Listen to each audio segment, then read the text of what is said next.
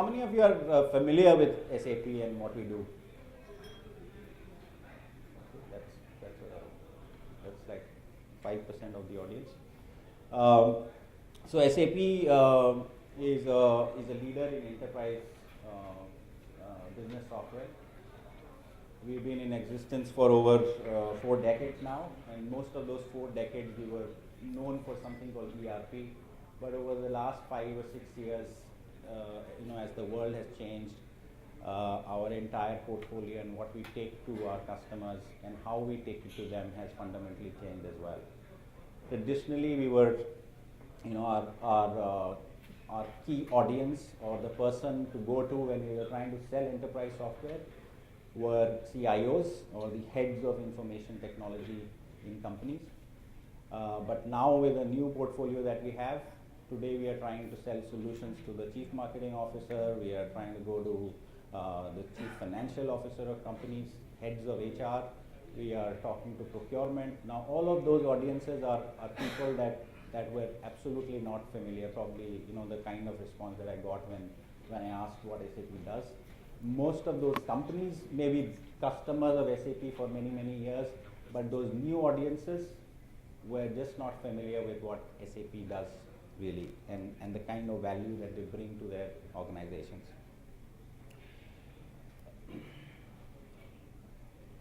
So the challenge for us was to talk to these new audiences and create a brand that actually talked to them as human beings and not just heads of functions within those companies. And the route that we took to humanize the brand, as we call it, give it a human face, that was based on the realization that whoever you go and sell to in a company is actually a human being. It's not just a business card or a designation that you go and sell to, and it's not just the value proposition that helps you sell to that audience. It is a lot of human connect that is involved, especially in a B2B sales scenario. And we realized sports could be a great route to be able to do that. And not just sports, sports and entertainment is how I would put it, because we are all fans of something. How many of you follow some sport? Oh, suddenly we become a sporting nation, right? I didn't mean cricket, other than cricket. Well, not very many people. Why sports? One, because the world is changing, and I'm sure you would have seen this slide in different formats and versions over the last 3 days by many presenters. The world has changed and is changing constantly. Number one, over 5 billion people are now part of what we call the middle class, people who have the money to be able to buy things. And also these are people who were not, so they have actually emerged as a new segment for people to sell their products to. The other phenomenon is that the data that we have in the world today is doubling. I don't know whether that stat is correct anymore. What I recently read was that 90% of the data that we have today in the world was created in the last 2 years. Okay, that's something like 2.5 quintillion bytes of data that were created in the last 2 years alone, which means there is a lot of data. The challenge with data is that the more you have it is great, but at the same time, if you're not able to make sense of it, it is a liability, right? So that is one phenomenon that's impacting the world, business as well as life in general. The other phenomenon, of course, is mobility. India has 900 plus million mobile phone devices, connections, whatever it is, it's a huge number. Almost everybody, in fact, as a nation, we skipped the entire, a large part of the country never even got to the wired telephony technology. We straight away leapfrogged to a technology which gave access to everybody. So that's a huge number of people who are connected, which did not exist 5 or 6 years back. And over 1 billion people, and I don't have the statistics for India, but substantially large number of people are on social networks, and they are not just talking and sharing about what they care with their friends and peers and family. They are actually also talking about and opinionating about brands and companies. So that is another challenge that businesses are facing today. Of course, there are 15 billion web-enabled devices, which actually got covered in the last point that I said. This includes tablets and PCs and mobile device and mobile phones. What is also happening is that with the emergence of this whole new audience, the line between, the traditional dividing line between work and life is getting blurred. You know, I recently underwent a training program where somebody was coaching us on how your LinkedIn profile should look like, and there were divergent views on that. Somebody said, it should, if you have a personal passion that you follow, people generally would have a Facebook account and a LinkedIn account, and they would view them as two different worlds, right? But that school of thought basically told us that your LinkedIn profile should really, really clearly represent you in a 360-degree way. So if I tried that. I write screenplays. I'm still a struggling screenplay writer, and I said I'm a practicing marketer and a struggling screenplay writer. So that my personal life and my work life kind of got fused. I never got any calls from any consultants during that period. That's a different matter. But the point is that dividing line between work and life is getting blurred. And if you see here at one end, you see the future of business, the other end, the power of the individual, and those are kind of getting closer to each other. And what we are trying to address here at SAP as a company is that meeting point or that overlap between the two worlds. And what is impacting is what I just mentioned, this whole phenomenon of big data, social networks, mobility, and cloud. Okay, I don't want to bore you with SAP's vision. We intend to help companies and people run their businesses and lives better. And coming to the strategy that SAP took to be able to address this challenge of being able to talk to audiences who never knew us before, and also to break away from our old German closed brand system that we had to a more open, cool, approachable, forward-looking kind of a brand.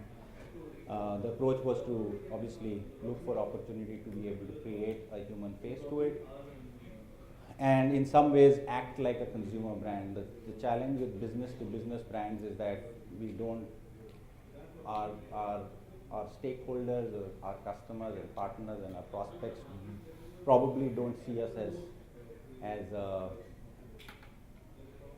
human being, and at the same time we are accused of not looking at our customers as human beings either.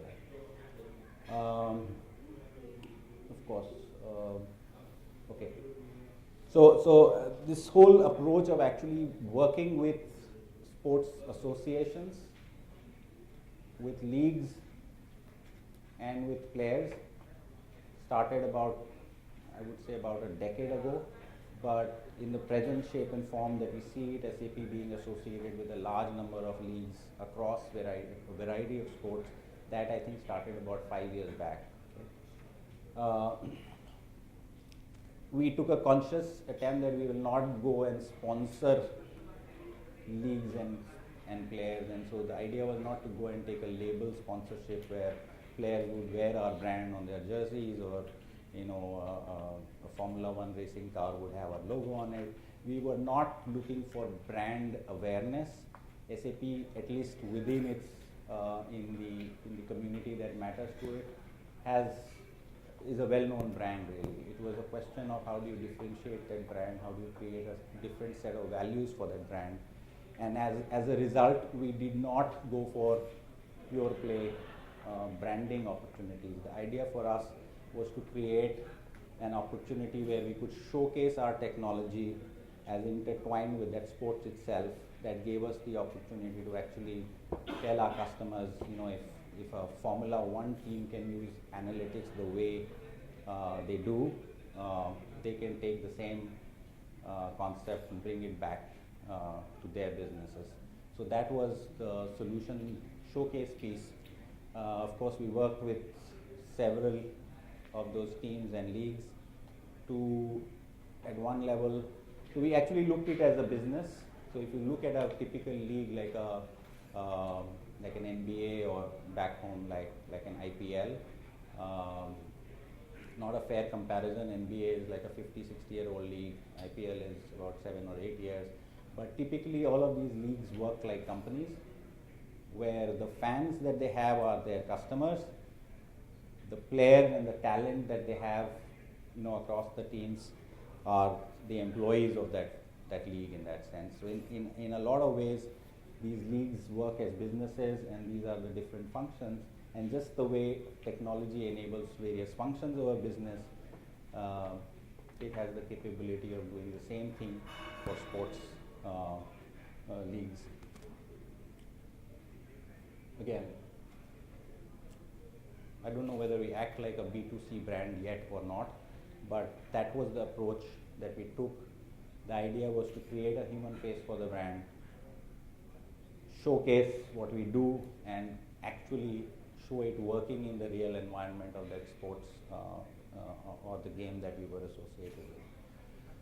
Okay, I'll quickly move. So these are the associations that we work with. The latest one that you see at the bottom right there, SAP is the analytics and cloud partner for the ICC Cricket World Cup. I'll talk very briefly towards the end of the presentation, which is coming up in precisely 4 minutes.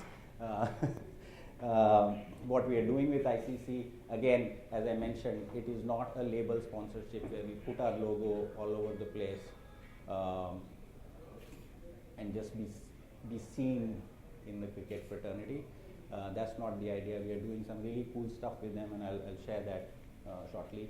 What we are doing with NBA are two things. One, NBA, as I said, is a very mature league. They have about 50, 60 years of history. So one thing SAP said what we could do with them was they had about 50, 60 years of data of games across that period, which obviously was available in their repository, but not something that was available publicly to their fans. Okay. Now, if you were to take that idea and put it in the hands of the fans, who are the customers of that league in that sense, there is a lot of cool things that you can do. They allowed them not only access to the data, but they allowed them to actually slice and dice and created a lot of apps which they could access through mobile. While a game is on, they could compare it with a game that happened in 1962 and do their own predictive analytics on what could be the outcome of that game, etc., etc. The second thing that they did was around talent management. As a mature league, unlike some of the leagues that we are just beginning to see in India, they have a pool of 15,000 probables who they monitor in real time basis, which basically means that if you are an emerging talent and you are part of the NBA development program, a coach or a team manager can look at your data and see how your performance has been, how tall, and there are obviously small kids part of the program. They know in real time how you have progressed as a player, what your performance, how many matches have you played, what have you scored, are you taller, heavier, etc., etc. So when just like the IPL auctions, when people are selecting their players, all of their data available in real time helps them choose the right team for the right at the right moment, at the right price as well, considering the economics, which is really makes it a very expensive sport in a lot of ways. McLaren, of course, is a long association, about 6 years now. McLaren is a Formula One team. Again, we don't just put our logo on the car and let people watch it. What we do is work with them to ensure that the performance that the team delivers is the one that they want to. And what we are doing with them For example, if you look at any of those Formula One cars, especially McLaren, there are about 200 sensors on the car which are taking in data while the car is in a race in terms of tire wear or any other component, the way it is performing. It can compare it with 600 previous races and actually make a prediction whether the car is going to finish the race or not, and also relay that data back to the pit, which is like the nerve center from where they manage the car while they are racing, and allows them to advise the drivers to, you know, take a take you know take a softer turn or go to the pit lane, etc., while that race, which typically lasts about 2.5 hours, to be able to do that in real time and then show it to your customers is a great way to show how our analytics technology really works. I will skip the others. They are not probably not the most popular piece of sports. Again, I don't want to take you through this again.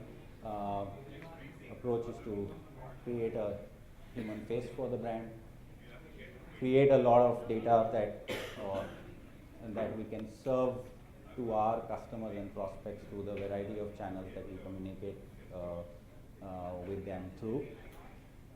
And at the end of it, reinforce SAP as a brand that has human face. I will actually jump all of this and come straight down to Wicket.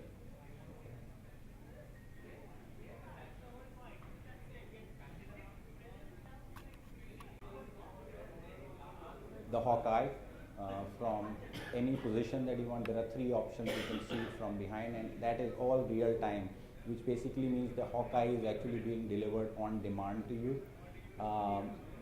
There is a social hub.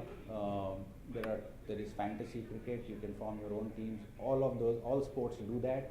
But what it allows you to do, most importantly, is that ICC has given us about 40 years from all the previous World Cups, the entire data, which is again not available publicly. One, because ICC didn't know what to do with it, and if I were to talk about BCCI, for example, they don't even know where the data is, and they don't even know who owns it, because broadcasters apparently say it's owned by them, blah blah blah, etc.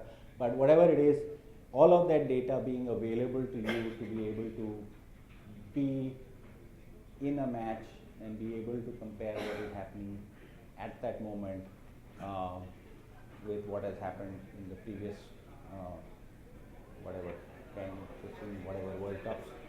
All of that power is available. What it does, it brings fans closer. Of course, all of these opportunities also give us the as a B2B brand, hospitality opportunities, where we can actually take some of our top customers, take them to the arena, show them behind the scenes stuff, show them how our technology works for that league or that team, and how they can bring the same technology back to their businesses. Deepali, thankfully this is about to end in 30 seconds. And as I said, because we associate ourselves with so many different teams and leagues across the world, as marketing folks, there is a dashboard that we use.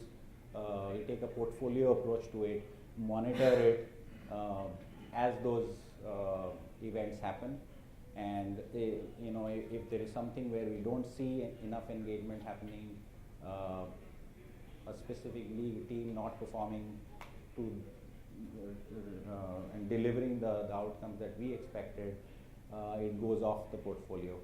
So that, if any of you plan to look at it at a portfolio management level in terms of how you want to leverage this kind of approach, it's a great way to monitor your investments and the outcomes, again, on a real-time basis.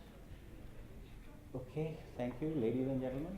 I hope you found meaning in this, and I'm available if you have questions about all the cool stuff that we do with all of these brands. Please feel free to ask. Thank you.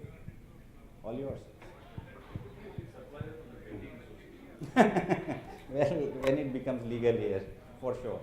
For the business, so if a league runs a business, of course, they are all businesses. BCCI is one of the richest leagues in the world. They run it like a business. They have employees, so that's the ERP side of it, really.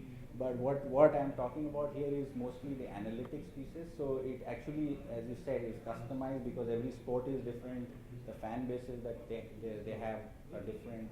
Of course, there are certain commonalities in the sense that when I talk about fantasy cricket as a fan engagement tool, it is very similar to what you do in soccer as well, right? Actually a huge monetized tool for these leagues, right? So in some ways, there is this common thing running, but yes, it is customized to a huge extent for every sport and every league. Sorry. Yeah. Visualization as well. Yes.